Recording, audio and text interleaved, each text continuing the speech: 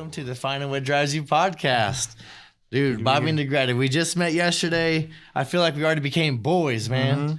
So we vibrate on the same frequency, I feel. Oh, yeah. Yeah. Dude, you got a great story. Cool ass dude. We're going to break it down. You got a big heart. You give your heart out to others. Mm-hmm. You know, that's why you're on here. Everyone has nothing but great things to say about you. You know, ladies and gentlemen, family knows him as Tutor. Yeah. AKA Turtle, because they couldn't say turtle right, so they say Tutor. You're a father, surfer, Bakersfield's top therapist. Yeah, that's for sure. And incredible artist, man. That's really what we're going to get into this. You're an artist, tattoo artist, airbrush, pinstripe, you name it.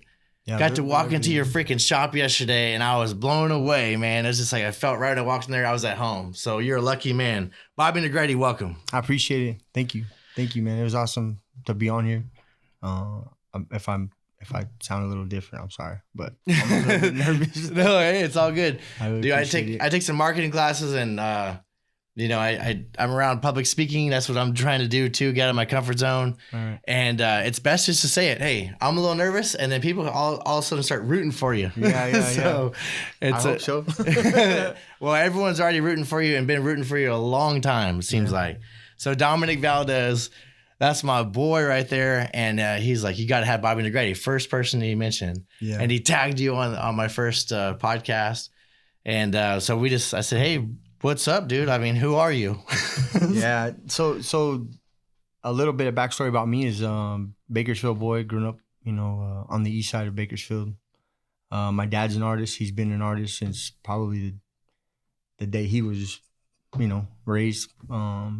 Field worker family, but he was always like, he was the one person in our family that just kind of said, screw it, I'm just going to do my own thing. That's a legacy starter right there. Yeah, definitely. I mean, he was jumping out of the truck when they were all trying to go to the fields to work, and just kept fighting it the whole time. So he was just against the grain the whole way. Man, that's how you make a change. That's how you make a positive change. Yeah. That's what I'm trying to be in my family too. My oldest brother's turning it around too, and he's starting to become that guy that's going to change the Yates last name into something positive. Right. You know, because it's easier to pull down than pull up and lift up. So, hey, good for your dad. Yeah. Dude, actually, I want you to talk more about your dad because, you know, they were saying maybe bring your dad on with you. Mm-hmm. And I was actually not opposed to that. And I met you and realized that you have a freaking cool story yourself. Right. So I'm glad we didn't, even though props to your dad. And he has an amazing story. What they say that he's the best pinstriper in the world. I mean, I don't know. How do you even calculate that? It's hard to, I guess that would just be like a matter of opinion, but. That's all it is, man. It's like instructions. It's just another man's opinion. Right. But I mean, he was definitely an innovator in the industry, you know, like. Years and years and years ago, you know, when pinstriping was kind of first, you know, brought about was with Von Dutch and all these old guys that kind of formulated the idea that pinstriping was something aesthetic, but it actually started as to touch up dragster cars when they had a bunch of chips in the front of their car. Wow. So, you know, instead of repainting the car, the guy was like, let's just do a cool little design on the front just so they can just keep running the car. They didn't have to paint it. And that's kind of how it took off. And then it became an aesthetic, you know, where, man, let's do something really nice. And then it kind of kept developing.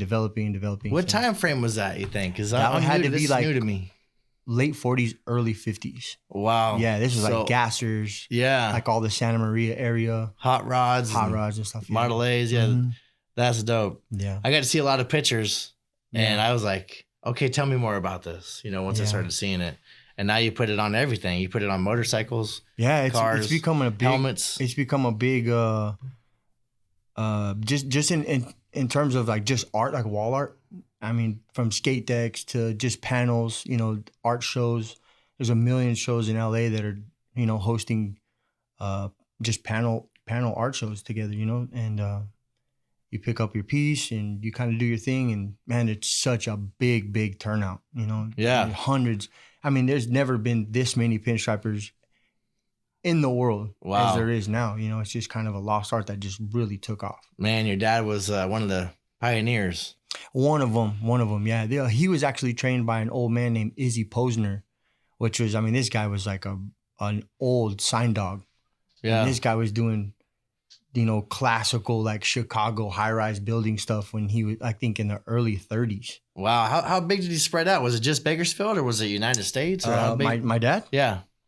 He stayed primarily here. I mean, he traveled all over the world, but to do his own endeavors was here. He was pretty busy. Pretty busy. I mean, they were bringing cars from all over. Did he? Was that all he did? What else did he do? Sign painting. Okay. A lot did he do of sign tattoos as painting. well? He did the backyard thing for a long time, like the prison. Like the prison. Oh yeah, yeah. yeah. The if I got homemade one machine. so I don't have any tattoos. That would be my first one, dude. I don't even want any color. I just want a gangster right here. Yeah, that was him. Yeah, 12 It'll say years like old. Tiger Woods or something right Yeah, here. 12 years old on the porch, like putting a machine together out of a cassette deck kind of thing. Man, that's cool. And that was him. But that was short lived because being the way my grandpa was, he was, military, 9 to 5, like just like really straight arrow guy. I mean, he was shutting down everything that my dad wanted to pursue in terms of art, And Man, that's crazy. We were talking yesterday, and I went into your shop, which is incredible. If you guys haven't been down there, you got to check it out. But I walked in and I just felt at home. I was like, man, this is a place I want to hang out, for a few hours. And I think that's what you want, right? If you're giving someone a tattoo for a long period of time, or you build that trust and that connection, and then there's action.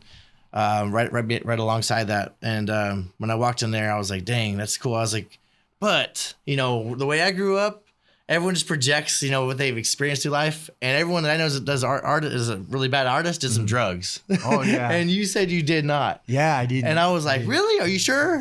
Yeah. I started digging in like an investigator. Yeah, and yeah. like, dude, you have such a great background. Just cool guy. You said you surf too. And no drugs. I mean, and you're a great artist. I just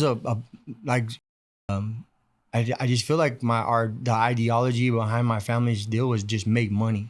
It was always like make money, right? At any cost. Whatever you do, right? Just make money. Yeah. And so they were into everything, literally everything, from real estate to they owned companies. My dad actually owned a concert production company. Man. For years. Yeah. So growing up in back rooms in a limousine and watching the whole early 80s cocaine area, I mean, that was like nuts as a little kid to experience, And yeah. And just being an artist in general, you get to kind of hang out and mingle a little bit because you're always getting called to do something for a genre of people. And it's always kind of lowbrow, whether it's right. engraving a gun for somebody down south that's a heavy hitter, or doing wall murals for motorcycle clubs and it's been a wild ride, Oh man, that's why I'm glad you're on. You had a great story. Yeah. Your dad was really strict, right? I even called my boy Joey Hernandez. Our kids play travel baseball together, and I was like, hey, what do you remember him from high school? Just trying to pick a little bit about you because we just met yesterday. Mm-hmm.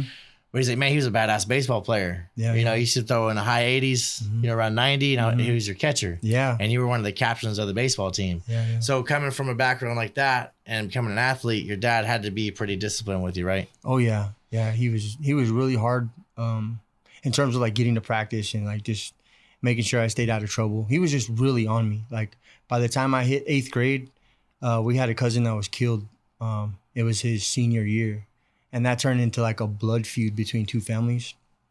It was like one cousin was dying. The other cousin on the other family was dying. It was just back and forth. And they actually considered taking me because I was like last of the Mohicans. Yeah. They were going to send me out to Stockdale. And I was like, fuck that. I'm not going to Stockdale. Right. Just because, I was born and bred on the east side. Like I wanted to stay on the east side, right? Right. And then, so a lot of meetings happened. A lot of stuff was pushed around, and a really big squash happened, and I was able to just go to East High, and everything was fine. But I mean, my dad kept a really sharp eye on me always. Yeah, right, I know. And all your boys wanted to party with you, and they finally just gave up. They're like, "Hey, Bobby's not coming out, guys. Yeah, don't even bother with this guy. Yeah. You need a tattoo. You need some pinstripe and airbrush, and done. Give him a call." Yeah, definitely. So I grew up on the East Side too. I went to Chipman, went to Highland, went to Bakersfield College. And then my first taste of the west side of town, I went to a couple of parties, didn't really enjoy myself too much, but went to Cal State Bakersfield. I was as close as I made it over there. And so you went to East High, right? Graduated in 98? Yeah, 98. Yeah, played baseball. I played over at JBA, which is now Northwest, but I did too, brother. Yeah. Did you really? Yeah. Mm-hmm. All right, cool. Yeah.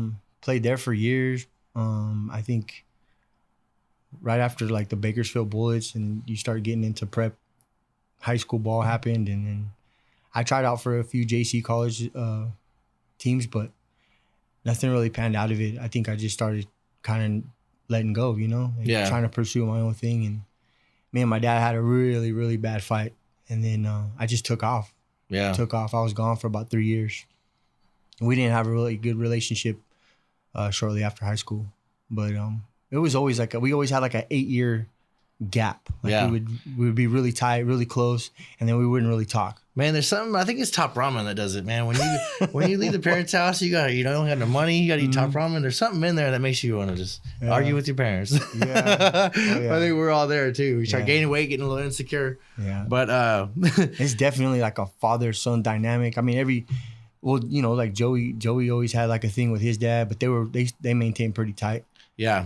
And then, but me and my dad were always like, jet fuel and a lighter. I mean, it was just I hear you there. Off and on, man. I make jokes, man, but this story is about overcoming adversity. I have like this kind of plot I learned. It's called the hero's journey. It's kind of like every movie starts out great, and then that train hits you, right? Right. And then you crawl your way back into life. And sometimes the train keeps hitting you and running you back over. And we talked about yesterday, everyone has something in life that fucked them up. And what was that for you? For me, like in the beginning, you were talking about in the very you're beginning, bringing like your parents' divorce yesterday. Yeah, in the very beginning, I can totally attest to that. It could fuck some kids up. They don't know how to deal with it. It's confusing, and you don't get the whole story. Right. Yeah, I think my parents' divorce really changed me. Long term. Obviously, I mean, I had to go. I did counseling, I did sports, and the whole bit. But I think my dad's idea was just keep him so busy that he was just too tired to be bothered by it. And so I was just so wrapped up with, wrestling and baseball and kickboxing and boxing, everything that he put me into. It was just 100% all the way, boom, boom, boom, boom. And so by the time I got home, I was just like too tired to be sad, too tired to, do this and that. And he always kept me moving. So, he was a night owl because he couldn't get anybody to not, leave him alone during the day. So he completely changed his work schedule. So he would work all night while everybody was asleep and they wouldn't bother him. And then by the time, I was ready to go to school, he'd go to sleep. So they can bang on the door all they want. They just, he didn't care. But I guess for him, it was the only way to get work done, Yeah. So man, that's divorce can be crazy, man. That's something that messed you up. I didn't know you're doing mixed martial arts and stuff too. It's Yeah. I just recently, within about a year ago, I met Dan Camarillo years and years ago. Right. And man, it's been a really cool journey, man. I always told myself I'm gonna get in this. I have another friend he told me about it about say 7 years ago. Right. And I was like, man, that's, I was coming from a wrestling background. You're just like, no way. Yeah. But then, once you get into it, you're just like, whoa, bro, this is like apples and oranges. It's like no comparison. Not to take anything away from the wrestling community because there's not. No, I hear you. Yeah, that's a good base. It's like the best base in the UFC. Right. Yeah. But it's just a whole different dynamic. But I noticed that when you walk out of there way different. You're talking about jiu-jitsu, right? Yeah. Jiu-jitsu I did it for almost a year with my son as well. And my older brother's a pro boxer for 20 years. So I trained with him and I thought I wanted to be a fighter till he hit me in the nose real hard. And I was like, nah, you know what? I'm going to go the other way. Right. But jiu-jitsu is something that everyone should experience, learn how to defend themselves. They asked Joe Rogan, why do you do jiu-jitsu? What's so special about that? He's like, well, if we get in a fight, I could kill you. Right. And there's nothing you can do about it. Right. And I remember the first 3 months I was getting just tapped out. I mean, tapped out for an hour and sweat and I'm tired. And other guy's not tired. Learning how to control your breathing. And then I was like, I told Tommy Little, I suck at this, man. I'm not getting any better after 3 months. And he's like, listen, all right, he just got a new guy came over. We started rolling, and then I realized I was teaching him, and he was tapping out. And I was like, oh, gosh, it's just like life. You just got to keep doing, and you'll see the fruits of your labor afterwards. Right. Yeah, right. I think the biggest thing I got out of it was, as you said, like life, jiu-jitsu teaches you how to find a way out. Right. So, and that's really hard. I mean, no matter what situation you're in, whether it's work or relationship or whatever you're doing. Yes. You always try to find a way out of and you can't force it. It's like anything. I'm talking about golf. I know it doesn't relate to your world, but or even a painting, if you try to force it, you're going to fuck up, right? Yeah. And if you try to force a shot, and you're going to mess up. Right. You know, you got to let it happen.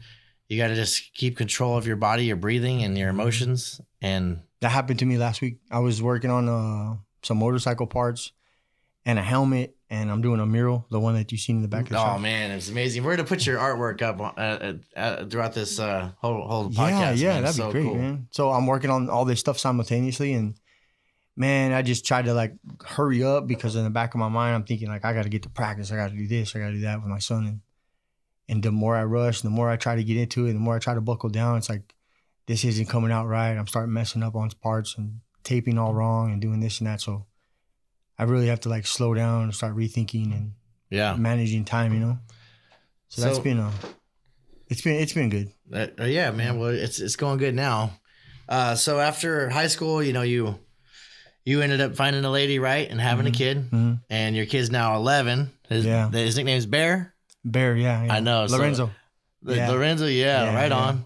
So you and the baby mama didn't work out, obviously, you know. Yeah, man, we went through a really rough patch for a long, long time. We just came from two different backgrounds. And then the turning point in my life came when we split up. And when we split up, it kind of forced me to really make a decision in my life about my son. Because Didn't you say your son was 5 too? Yeah. And then you were 5 when your parents got divorced? Yeah, that was a significance. Full circle, man. I don't want to bring up your stuff, you know. No, it's all good. The significance of that is crazy. Yeah, so. It came full circle. I feel like it's like a generational curse or something. Yeah. I always talk about with him, I'm like, dude, just do things different, you know. Right. I try to tell him, like, you know, start digging in. When you start finding a girl, like really start looking in the background, man, because, you know. Right. Yeah, well, it's like a business, you know, you're going into a business relationship and, you know, you get 5% of businesses that succeed, you know, and it takes 5 years to get past that hump to really make it successful, you know? Yeah. The businesses fail in the first 5 years. I think it might be, I don't know statistics, but probably the same with marriage too. And some cultures it's really like the worst financial decision you can make if it doesn't work out. Right. Yeah. Right. Some cultures are even, you know, I feel like that's why some cultures are really down on like arranged marriage because they want to make sure that this dude's coming from good crop or she's coming from good stock, you know? So I mean, not to say that that's probably the American way, but you kind of understand like that's probably why they do that, you know? Yeah, exactly. Because we're too young and dumb to figure out ourselves. Yeah, I mean, you're just shooting from the hip. You are really, literally.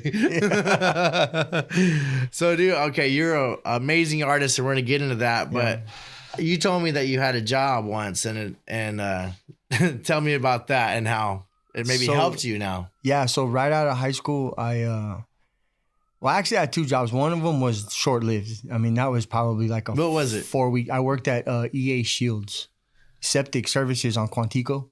Is it a shitty job or what? The shittiest, man. The lady, I was picking up 80-pound sacks of concrete because the lady didn't want to put propane in her forklift. So I was just moving all these bags of concrete all day. So I thought, you know what, cool. I mean, I get to work out, but I mean, at the end of the week, she had me $106. I was like, yeah. Oh, yeah. And my dad's like, I need $106. I'm like, yeah. This ain't cutting it, man. Straight demoed you or what? Yeah, I wasn't cutting the mustard. So then, I got a job at the city, which was a really cool opportunity. And then right away, they put me on a graffiti truck. And then, I mean, they put me in the general services department. I learned how to do a little bit of electrical, some cabinet work, you know, a little bit of everything. And then, you know, that didn't really pan out because I was always moonlighting with my dad. So then I was always showing up to work late. Yeah. So my boss was like, bro, this is the city, man. Like, you got to get your ass to work. Yeah. I was like, yeah, I mean, if you got to let me go, bro, it's cool. You know, like, it's all good. And, you know, the guy, my boss was like the coolest guy. He actually grew up on the east side across the street from Heritage Park, which I'll tell you a little bit about him later, but he had just passed away, actually. His name was Steve Chavez, super cool guy. Yeah. And he was a big mentor for me, you know, in my early years when I had just gotten back into What was he mentoring you in? He was just kind of grooming me for the work world because he knows a little bit about my background, my dad. He knew my whole family. Gotcha, right. And he was kind of like an East Sider that just like went corporate. Yeah. You know, white collar guy. Yeah. He was a big wig for the city for a long, long time. That's cool, man. And Glad you found him. He was really cool. He put me on a truck, and he just told me, he goes, "Man, I don't think you're right for this." And I was like, "What?" Like, I mean, you can't say that. And he goes, "You're not gangster enough." Yeah, he goes, "Dude, he goes, no, like quite the opposite." He was like, "Dude, you're just like you're from the east side. I don't think this is the job for you." And I was like, "Fuck you, man. Like, I can work here. I can do whatever whatever I put my mind into." And he's like, "Prove it." So then they had this like weird gun that you put up against the wall and it would match the paint. Oh yeah, you seen it, like a camera? And I was like, I could do it faster than that dumbass camera you guys spend thousands of dollars on. Yeah. He goes, if you can match the paint faster than that thing, you can have a job. And sure as shit, I did. Mix it up. And you've done that before though, with your dad? No. Okay. No. That was the first time. It was just mixing color. Gotcha. For me, mixing a color was like no big deal, because you're constantly concocting and mixing paint. But gotcha. Yeah. It was just something that you just pick up in my background. But so I mean, that day gave me a job. She says, I'll show up 8 o'clock in the morning, which I did. But like I said, I was always showing to work late. Yeah. And that's why you're an entrepreneur now. Yeah. So then I'd show up at like 9, 10. A friend of mine, Robert Jacopetti, rest in peace, man. He was like the uncle you never had. Yeah. Super cool guy. I don't want to give too much away, but I mean, he would really help me out when it was the clocking in and clocking out. It was super cool dude. And he always like had my back, man, when it came to, trying to get to work on time and all that kind of thing. But nobody realized like I was working with my dad till like 3 or 4 in the morning. Damn. And then trying to get to work at 6:30 in the morning was, it's hard, you're tired and yeah. And then finally, a lot of the guys that were there were just like, "Hey, how come he's coming in at 10 o'clock or 9:30 or whatever?" And they're like, "You're gonna have to get rid of this kid." Which he finally sat me down. He said, "Hey, man, I can't pull it for you anymore. I gotta let you go." Right. I was like, "Hell yeah, that's cool." And I never been happier. Right. Yeah, it was awesome because I just felt like I'm just not cut out for this. Yeah. Not to say that I couldn't do it, but helping my dad, I feel like was a bigger priority. Right. And then, so then shortly after I think it was like 3 weeks in, the city called me back and they're like, "Hey man, we have a mural project for you if you're interested." And I was like, "Yeah, what do you guys got?" And he's like, "Well, we want to do this really big wraparound mural on that tower on Truxton Extension." Yeah. Yeah. That tank? Yeah. Yeah. Yeah. So then, that you did that? Yeah. Wow. Yeah. That is something that I did not know. Yeah, that is really amazing. Cool. If you guys haven't seen it, go to the park on Truxton and Mohawk. Yeah. And that's a big tank. It's huge. So I worked for Thompson Tank, built tanks, and that thing is a humongous tank. Yeah. And how long did it take you? So over the course of like 2.5 years, if you put all the days together, it was probably like 3.5 months. Wow. But there was a lot of time you didn't work. I mean, it was 107. Yeah. I wasn't. Those tanks are hot too. Yeah, I wasn't going out there. So, right. I drug it out as much as I could, and then, I tried to finish it up as fast as I could. But that was a really big job. Once I got the news hit, man, it was it just turned into everything. People hitting me up to paint bedrooms, murals in their walls, on the ceilings, and faux finishing, cabinet finishing. Man, that's the definition of like everything happens for you. Yeah. I was a manager at American Safety. I remember we had to let people go. I was like, because this isn't for them. And actually, when you let someone go, it's actually doing them a favor. Maybe they can find out what God put them on this earth to do. Right. And this is what you're meant to do, right? Right. I mean, would you rather do anything else? No. I mean, no. I mean, I'm always going to be an artist, but I really want to make a transition within the next like 4 or 5 years to just be a gallery artist. Like that's really what So open up a store and a retail store. You're selling your artwork. Yeah. Merchandise, t-shirts, hats. So you're doing your own designs. You create your own creations and then selling it, right? And I've had stockpiles of stuff that I've been working on for the years that, I'm just kind of trying to hold on to it like stock until I'm ready to start printing and start doing all that kind of stuff. But for now it's, I'm making a living just doing commission work and tattooing and cars and all that kind of stuff. I know. Speaking of commissions, so people come in there and they need your services. They want it. Once they find out, they trust you, and that's what's so cool. Everyone trusts you, right? They're trusting you with something that's gonna be permanent on their body or on their favorite thing in the world, their car. or someone passed away and it's a mural or whatever it may be, and they just start talking with you, right? How long? What's the average length of a tattoo? How long does it take you to do? Well, depending on what they want. I mean, some people have, like smaller tattoos, which is kind of where the extent of what they want is that only. And then like, how long does that take? Usually anywhere between an hour to 2 or 3 hours. But right, I've worked on sleeves that have taken me up to over a year and a half, 2 years. So right. It just kind of depends on what they want. So during that time, you're more of a therapist, right? Oh yeah. You hear it all, man.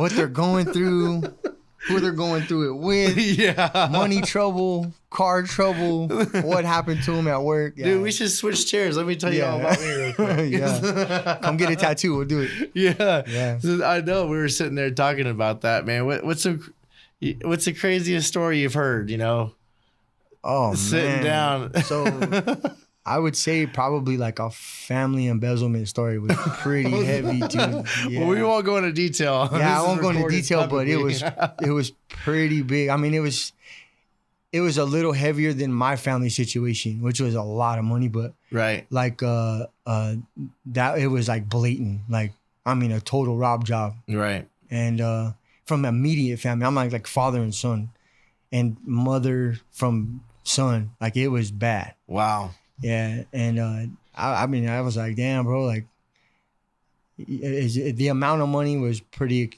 extensive, and hearing about it was really sad, and them tearing the whole family apart was probably even worse. But so have you turned into like a coach, where you coach them through it, or you just listen? No, I'm just I'm just a silent ear, man. Like I try not to give too many opinions because I used to. Yeah. But then I noticed that like it starts to get uncomfortable and conversations are starting to get a little heavier than you start, backing away. They're like, hey, you get that. What the fuck? And so yeah, I try not to give my opinion too much. I just listen and give the occasional like, yeah, man, that sucks, man, or that's cool, but.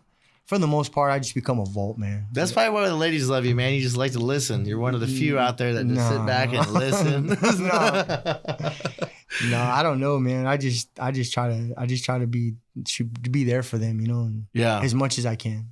But so yeah, you're turning into one of the we had another Bakersfield's Biggest Bachelor, but it seeed like you're one of those too. No. No, I'm not on the market.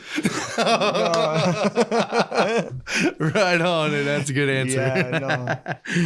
Well, I mean, no matter what, I'm off the market. So no, that's cool, brother. Yeah. So yeah, do you have a cool demeanor? Like I said, we vibe at the same frequency. Yeah. I think it's because you're a surfing background, maybe. I don't know, but tell us about how you got into surfing. So years and years and years ago, my aunt, she married into the Momoa family. Yeah. Okay. I was gonna tie that in there somewhere, but here we go. Yeah, it was pretty cool. So Jason Momoa.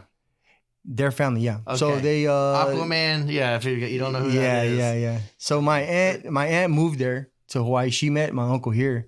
They moved back to Hawaii, and then that was probably I don't quote me, but I think it was like a 4 or 5 year deal when they moved. They ended up coming back, and they brought 2 of my baby cousins with me, brand new cousins. I'm like, wow, man, this is pretty cool, And I had no idea who the Momoa family was at that time. Jason, how long ago was that? That was in like, I want to say like 90. Oh, this is before the fame. Yeah. Yeah, okay. Oh, yeah. He was only like, I think 13 or 14. He probably had a fade haircut or something. Yeah. Mullet. Yeah. And so, when my Uncle David moved here, he kind of, my little cousin DJ, the one that tattoos with me, was a baby. So he always seen me as like a son, and we were really, really tight. So every time we'd go somewhere, he'd always take me with him. I mean, at work, he would drive truck at night, so he's always taking me with him. And shortly, as our relationship started building, he started getting me wet, man. He'd take me to Ventura, take me down to San Onofre, Trestles, and Carlsbad, and all these cool beaches and stuff. And he introduced me to a lot of cool spots, and we started meeting a lot of people. And he bought the shittiest van ever. I mean, this thing was like duct tape, and it don't matter, man. As long as you're driving to the beach, it was cool. It was cool, man. You fit your surfboards on top. It's all good. And we practically had to push this thing to the beach. It was a really, really cool van. But we slept in the van, and we'd get home and talk stories, and it was a good time, man. That happened for about 10 years. Man, so that's so cool. Yeah, it was a really cool, you know. So did you find that connection with the ocean? Like this show is about, you know, I talk about my 5 pillars to becoming the best version of myself. It's mental, you know, mental wellness, mental strength, mental awareness. It's physical fitness. You got to stay somewhat fit, keep your blood pumping at all times, or else it'll get the best of you to catch up to you. Right. And emotional awareness, you know, when things aren't going your way, how do you act? You know, that's important. Like if you're in a situation. And then spiritual, that's usually between you and God, and maybe the ocean. Right. So like, have you found that connection with the ocean? Like some say? In the beginning I didn't. I just thought getting wet was getting wet. But you know, my uncle, he's definitely on the spiritual side of the whole thing. And you'll see him. He does a little chant, a little prayer to himself, and he's always telling. Can you do the chant? No, I couldn't. I don't speak Hawaiian, but yeah, that'd have been really cool if you could. I know. I didn't expect you to at all. No, but he's always throwing an homage, you know, to the Mother Ocean, and he taught me a lot about the water, man, a lot. I mean, that dude, if you would think he had gills, I mean, this guy can outswim anybody. Yeah, and he's an older guy, you know. He's probably maybe he's got web feet. Oh yeah, yeah. No, that's so cool. He holds his breath for a long time, I'm sure. Yeah, the whole bit, man. He's like a 12-year-old out there on the water, and he's short of 60 years old. You know, he's just animal. Yeah. I mean, he's just catching them, coming back, and I'm on maybe my 3rd set, and he's on his 12th set. You know, that guy's just killing it out there. Everybody on the beach is like, who is he this? Still surfing? Is he still around? Yeah. He works for the city. Oh, wow. Yeah, everybody calls him Mau Mau. Right on. Yeah, you'll see him. He's the only Hawaiian out there with a basket hat. You'll see him out there. Nice. Oh, yeah. Yeah, he's a cool dude. He's always on the street. I love that whole freaking everything about Hawaii and everything about surfing and the coast. And I grew up in Virginia Beach, Virginia, and, you know, got separated from my family and had to come to South Bakersfield. So like every time I get to go to the ocean, it's like bringing a childhood. Did you get to back. Surf there? No. That's what I was saying. I have a boat. I like to ocean fish. I got into spear diving. You know, I just wanted to catch that big monster fish, and I wasn't having much luck. And then so I saw some guys come in on the boat ramp, and they had some big monster yellowtail and sea bass. And I was like, "How'd you guys get those?" And they're like, "We spearfish." No and I was way. like, that's still a thing? I was like, I had no idea. And so primitive. I'm from Bakersfield, you know? Yeah. So I said, I went out there and like an idiot, like buying the most expensive golf set. You know, I went and got this big old whale hunter with 3 bands, you know? Wow. And then I came back and I got this red full face mask like a moron.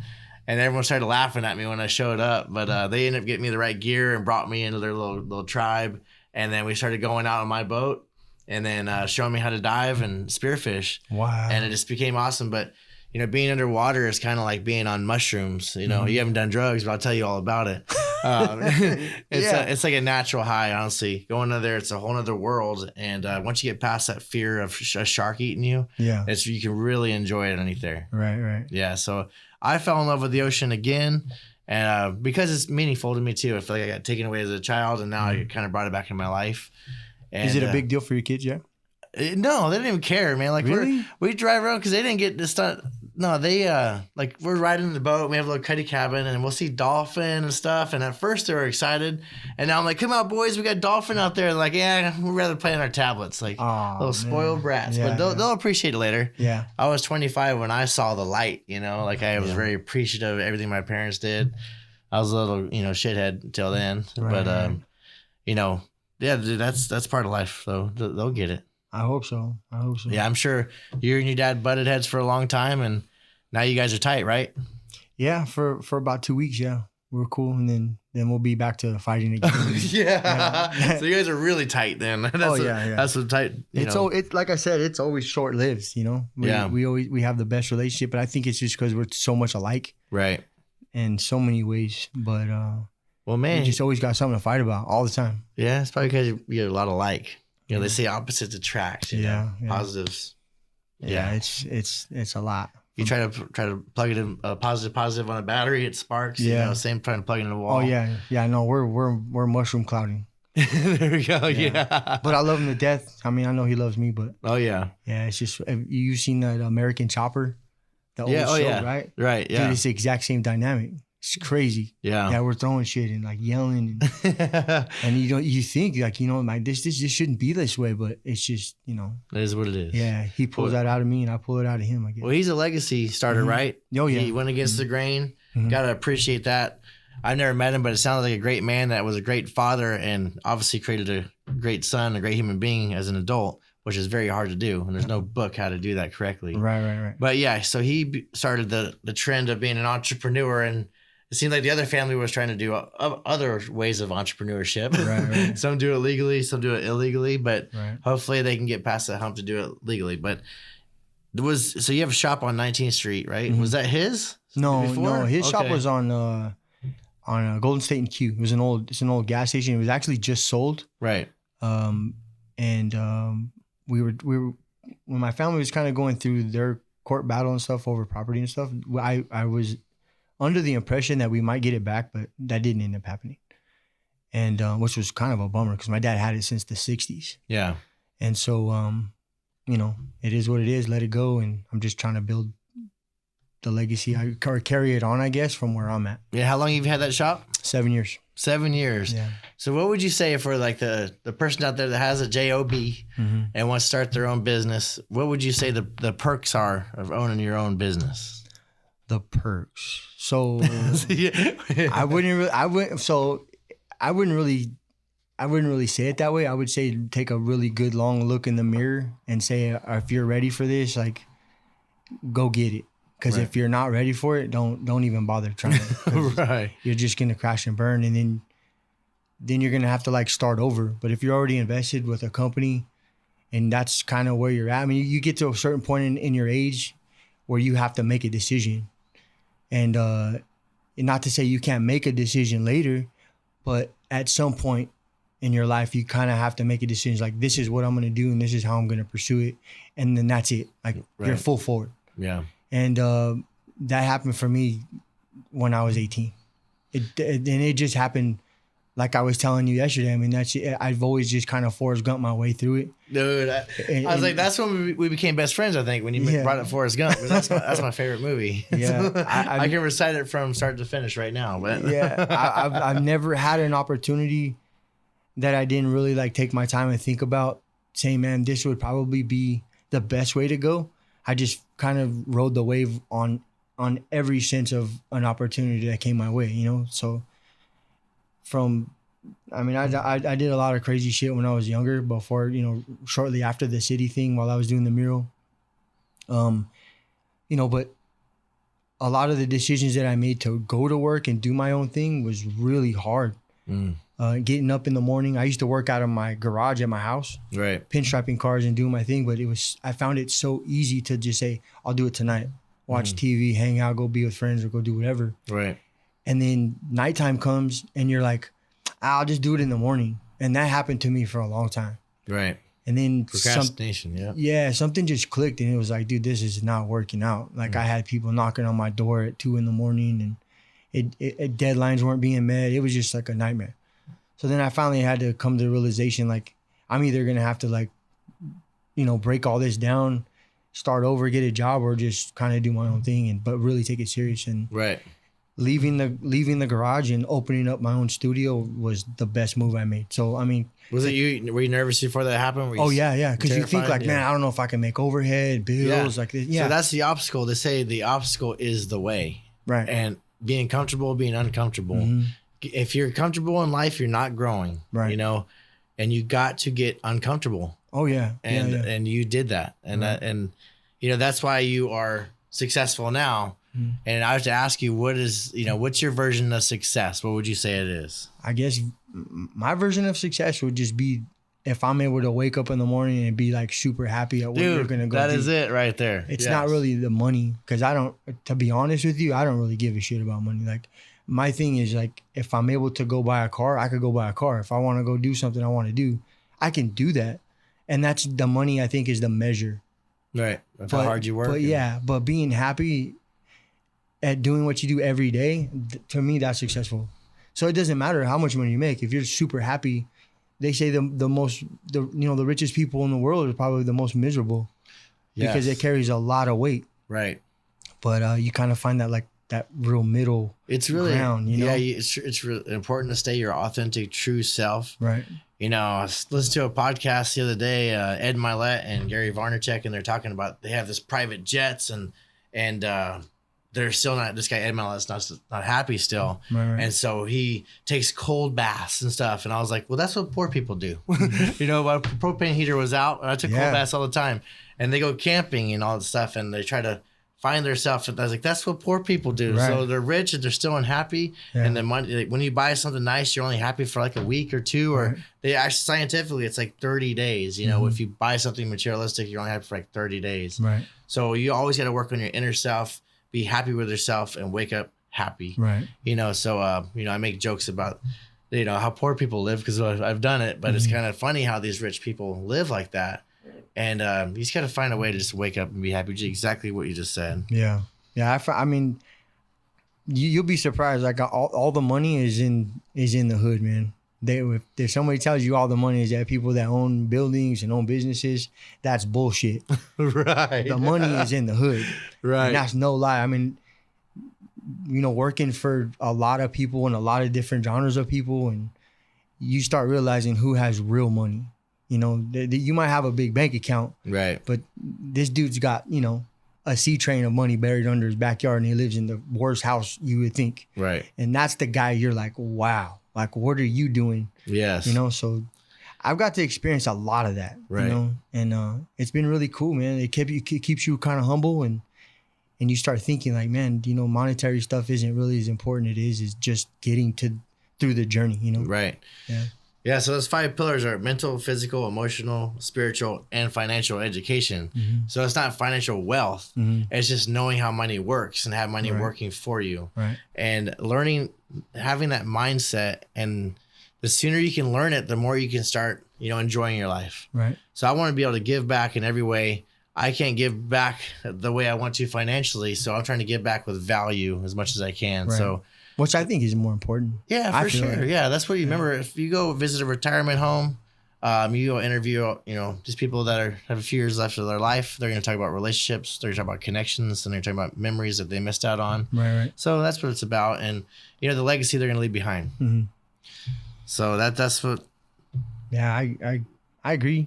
I mean, you know, so there's a legacy of whatever that it is that you do. I feel like, you know, do it 100%. But, you know, the question that you asked earlier is like what you would tell somebody as they're coming up or they make a decision to do their own thing. I just say, man, if you're going to do it, don't look back. Just keep the blinders on and just go 100%. Yeah, they Don't worry say about it. interested or committed. You know, Yeah. you got to just.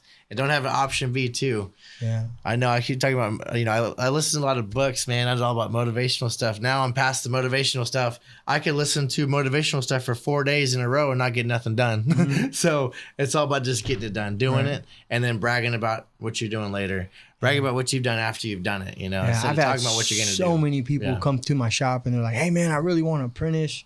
I'm like, apprentice in what? Like, you know, do you want, like, are you trying to paint? Are you trying to tattoo? Like, what are you trying to do? And they're like, I want to be an artist. I'm like, well, I mean, let's see what you got. Are you wanting to do this? Are you dedicated to yourself? And they're like, yeah. And they bring me like a drawing book. I'm like, you're not dedicated, bro. Right, yeah. That's not dedicated, you know? And so, just like anything else, man, I feel like dedication is you see somebody just like you know, when you're talking to me, you're constantly just in it. You're on the phone, you're doing this, you're doing that, taking notes. Like we all know, if anybody meets you, they know this dude is all the way. Right. He's going all the way in, you know, so. That's what my wife says. She's like, you know, when you're doing this show, you mean business. And I was like, man, you know what? I thought I was just having fun with it, but I really do. I'm leaving something behind. This is recorded in history, and I want my kids to look back, my grandkids to look back and know that I was trying to do good. Right. You know, blowing your brand up or letting you share your story, which I think is great. And you're doing a good thing too. People trust you. You're a good person in this town, and your name should be spread. Good, positive news should be spread. I appreciate that. Thank you. Yeah, brother. Dude, so we're talking you don't have any tattoos. That's what's crazy. I was like, you're a tattoo artist. Yeah. Do you not trust nobody? Everyone trusts you, but you don't trust them back. No, it's not that. It's just I've been asked that question for years, man. They're like, hey, man, how come you? So never I don't made have the any decision? either. That's why I was you like, don't? No, I have no tattoos. Oh, I thought you had it. Okay, I didn't know. No, man, no. Yeah. I was like, that's my first one to be all gangster. You know, Oh, it's black and white. Yeah, come in, man. We'll pop your cherry. Yeah, right. Yeah, no. I'd be my therapist or my soundboard. Yeah, definitely. But no, I made the decision to kind of wait. And I think I just waited too long till it got to the point where it was just like, I'm over it. That's what happened to me too. I was like, I'm going to get one. Everyone's pressuring me. And I'm like, I don't know. And like you said too, you said yesterday, once you get one, I'm one of those guys that like, I want to be the best at it. I'm going to get my whole body done probably, you know? I'm going to get a whole freaking aquarium. Yeah. You know, I'll probably end up being I'll look like Aquaman afterwards probably. Yeah. I'll be the guy that's like covering his eyelids and stuff. Because I'm just like, dude, what the hell? Like, you know, I could have done this better. I could have done this better. But I just feel like once that, just for me personally, once I make that decision, I feel like, man, I should have done something different. I should have done this better. Like, right. So maybe it just comes from being such a big critique on myself. I don't know. Dude, so I know. So my wife is an artist. You know, she's a singer. She loves doing crafts. You know, I don't want to say anything disrespectful on what she does. She does so many paintings and she's she super does talented, crosses. man. I showed it to you yesterday. It's really badass. But I know from living one, we've been together 15 years, that they're really deep, you know, feelers, thinkers, and they pay attention to detail. And I was asking you, because I know you are, that's what artists are, and explain that. I mean, you have to be paying attention to detail and really focus and really see a vision and think outside the box. You know, so explain what our artist is in your words. So in my mind, I kind of feel like I'm always looking through a looking glass, in terms of like the aesthetic. Always, whether I'm talking to people or looking at things, whether it's a phone or a cup or anything, I'm always looking at the aesthetic, you know. And then growing up, my dad was always one of those people that he would sit me in front of my table while I'm eating breakfast, and he's like, take this apart and try to make something better out of it. So you take the cereal box. He's like, dude, take the cereal box apart and show me how a box is made, but like, let's make it for this big or this shape. Wow. So he was always giving me like things to think about all the time, whether it was locks. I don't know. He had this weird thing for locks. So I was always like trying to figure out like locks and stuff like that. I was trying to get the toy out of there, man. You're going way deep into it. Yeah. No, but I mean, you know, that was the kind of mind that my dad had. Right. So then naturally that kind of carried over. Not to say, I mean, I'm not like a beautiful mind or nothing, but right. You know, my mind just thinks a little bit differently, you know, maybe a little bit more deeper than the aesthetic, but more of the aesthetic, I guess. Right. So you don't suffer from ADHD like I do. Oh yeah. Oh, you do? It's bad. Yeah. It's bad. I think that's why I do so many different kinds of art at the shop. A lot of people are like, man, how come you're not tattooing all day? I'd say I go bananas. I couldn't do it. I couldn't sit there for 10, 12 hours. I mean, there's guys here that are just phenomenal tattoo artists. I mean, I can name off 30 guys right now that are just badass, but it's just not me. I mean, I'm pretty good at what I do, but I can't be in a tattoo shop all day. I just couldn't do it. You gotta mix it up. Yeah, like I have to put the tattoo machine down, clean up, and then go in the back and just start painting, listen to music, and you know, just work on something different. And that's for me is, I think the only way I can really function without going crazy. Yeah, because I start going a little nutty right around the 4th hour of tattooing. Start talking a little different. I'm just like, dude, you need to get the hell up, bro. Yes, as I know. So deep thinker and detail, like really pay attention to detail, deep feeler. Like, what do you work on to like? Where do you go to find peace, or what do you do to work on yourself? So I think the most peaceful time I have is when as soon as my son goes to sleep, I go to the shop, I blast music, and I just do my thing. Yeah. No matter what it is, if I'm working on a mural or a painting for myself or so on your spare time, you still do artwork. I'm still at the shop because you love to do it, man. That is so incredible. Like, this is your God's gift. This is what He gave you. Yeah. If you work all day and you're sick of it, you put your kid to bed and then you play music and go back to doing. But you do your own stuff. Your own creation. Stuff. Yeah. Which is, you know, like I said earlier, it's kind of like a stockpile of stuff that I'm kind of pushing for in the next 4 or 5 years. You know, so. But even like, let's say we go surfing at the beach or whatever it is. Let's just say we are going to go surfing at the beach. Yeah. So if we go, you'll probably see me in the sand making sculptures. Wow. Which happens a lot. So you know, I'm always working. Even when I'm not working, I'm working. Well, man, me and my son and my wife are gonna get boards, and I'm gonna have you do the artwork on there, dude, for sure. I'm into it, man. Let's do it. Yeah, I'd be happy to do it. I'm always doing something. Every like today, this lady dropped off a refrigerator. She goes, "Here's my budget. My son's a diehard Cowboys fan. Do your thing." I'm like, "What? When do you need it by?" She's like, "Just a couple weeks." That kid might struggle throughout life being a Cowboys fan. Yeah. But at least he's gonna have a cool refrigerator. Yeah. He's gonna need a lot of alcohol in there. Yeah. You're gonna be disappointed a lot. Oh yeah. I grew up a Redskins fan, so my oldest brother was a Cowboy fan too. So it's been a great rivalry. Cowboys and Indians, bro. Yeah, and it was BS when they changed it to whatever they're doing now. It's really tough because I love what football. Is that about?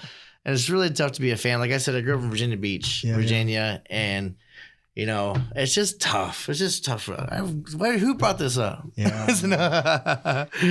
No, I kind of stopped watching football a long time ago. Yeah. Well, I'm just saying once the whole, not to get all political because I don't want to piss all these people off, but once the take a knee thing happened, I just said I'm out. Yeah, that was definitely tough, man. It sucks. It's really politics.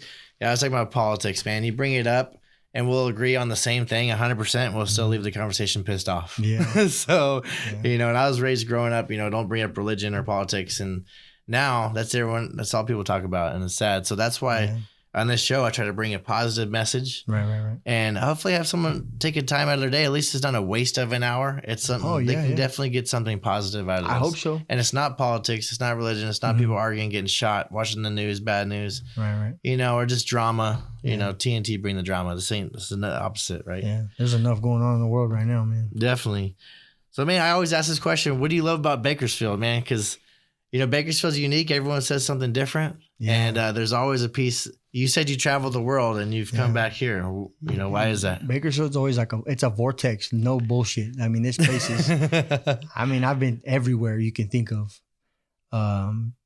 And I've always found my way back here. Same thing with my dad. My dad's traveled everywhere. And he's always came back here. Yeah. So I don't know. It's just a small town. Everybody kind of knows each other. And I mean, it's not like I would say Taft, but you know, it's, you know, it's a comfortable town. I guess it's a really nice place to, I guess, kind of end things, you know, kind of finish off as a family here. But I think it's getting to the point where it's going to start outgrowing itself, you know?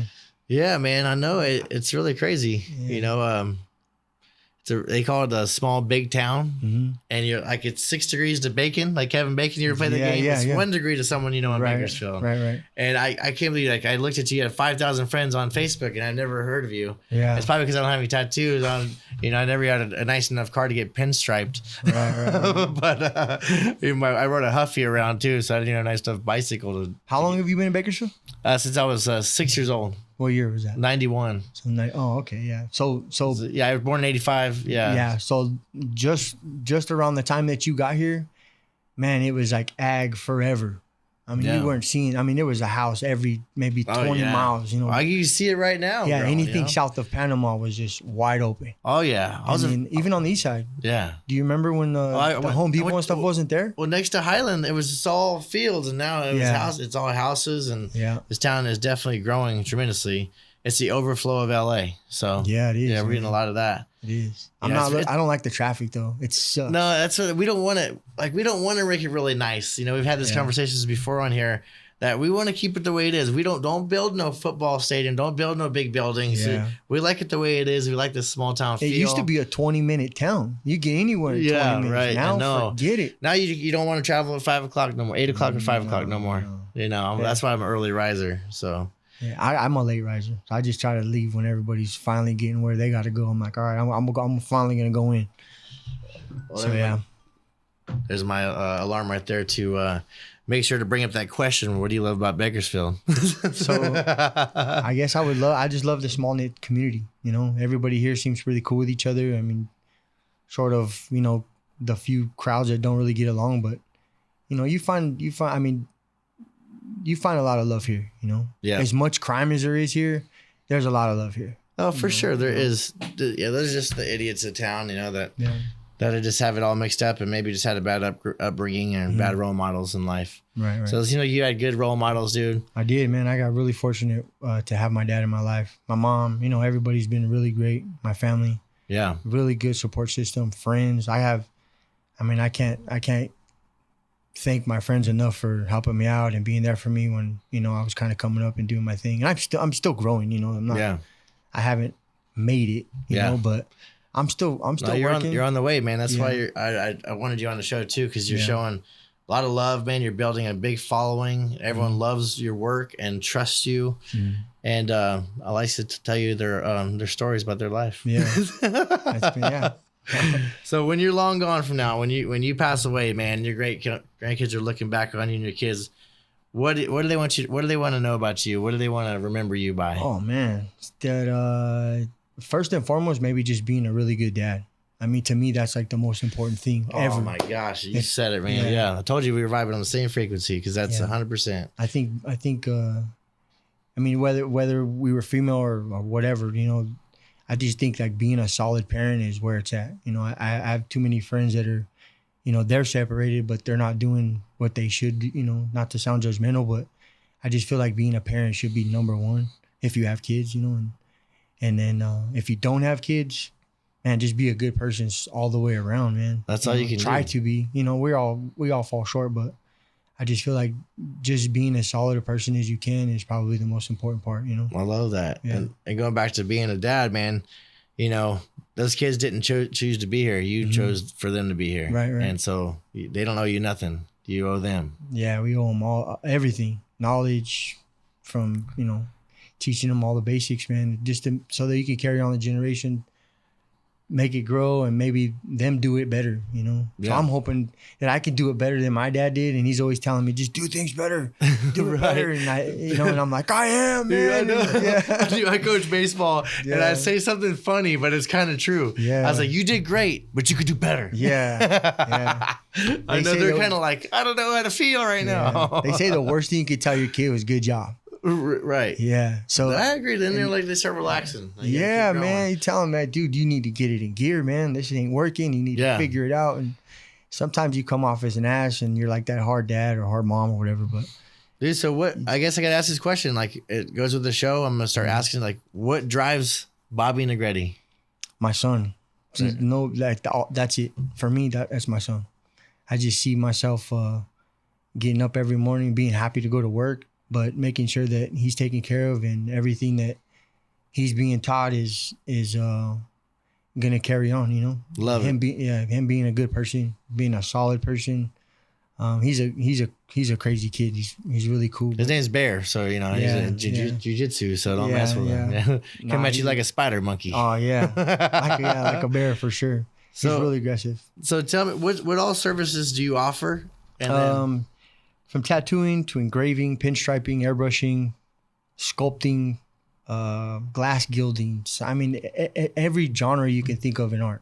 I mean, short of doing jewelry, I don't really do that as a commission work, but I dabble in everything, literally everything you can think of. Yeah, I know. When you walk into a shop, it's really mind blowing, and then you walk through the back door and keep going. And I was really just freaking impressed, man. Thank you. It's amazing work. Where can we find you to look at all your stuff, man? Because it's amazing. You can check me out on Instagram. Facebook has a little bit of work. I haven't really uploaded. I haven't since COVID. I haven't really been big on keeping up with my social media. But you can find me on Instagram at Bobby Negrete _art. Facebook it'd be Bobby Negrete. My dad has the same name. Right. Mine has like a little sculpture on it, but you'll be able to see it. Yeah. Right away, Well, I've been showing everybody for like the last 24 hours. Like, have you really? Dude, look, yes, I've been showing everybody. Dude, check this out. Look at this. And I'll continue to do that because I'm amazed by your work. I appreciate it. It is so dope. And dude, you're the best artist I know in town. Oh, no, man. And that's all that matters. Oh, I appreciate it. This is the top 100 podcast in Bakersfield right now. there's only 50. That's cool. Hey, Bobby, thanks for coming, brother. Thank you, man. I really appreciate it. Thank you. I know.